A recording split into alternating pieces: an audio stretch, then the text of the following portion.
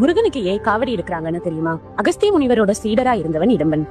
பலசாலியான அவன் எவ்வளவு பெரிய வெயிட்டா இருந்தாலும் ஈஸியா தூக்கிடுவான்.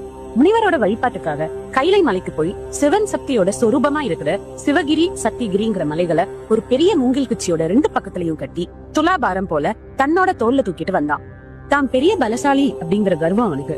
கைலை மலையில இருக்கிற முருகப்பெருமான் அவனுக்கு பாடம் புகட்ட நினைச்சாரு. இடும்பன் முருகனோட திருவிளையாட்டால பாத தெரியாம தடுமாற ஒரு சின்ன பையன் வேஷத்துல முருகன் வந்து இடும்பனுக்கு வழிகாட்டினாரு. திருவாவினன் குடி கிட்ட வந்தப்போ சிறுவனா இருந்த முருகப்பெருமான் இடும்பன் கிட்ட கொஞ்சம் ரெஸ்ட் எடுத்துக்கோன்னு சொல்றாரு.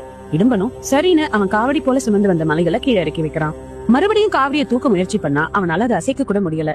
ஏன்னு பார்த்தா சிவகிரி மலை உச்சியில அந்த சிறுவன் கோவணத்தோட கையில ஒரு கம்பு புடிச்சிட்டு நிக்கிறத பாக்குறான். பயங்கர கோவத்தோட இடும்பன் அந்த சின்ன பையனை பார்த்து மலையில இருந்து இறங்குன்னு சொல்ல அந்த பையனும் இந்த மலை எனக்கே சொந்தம்னு சொல்றான்.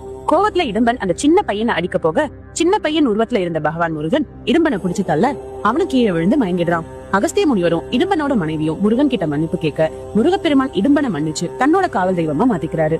இடும்பன் 2 மலைகளை தூக்கின அந்த நிகழ்வை நினைவுபடுத்தும் விதமா தான் மனிதர்கள் முருகப்பெருமானுக்கு காவடி தூக்குற பழக்கத்தை கொண்டு வந்தாங்க.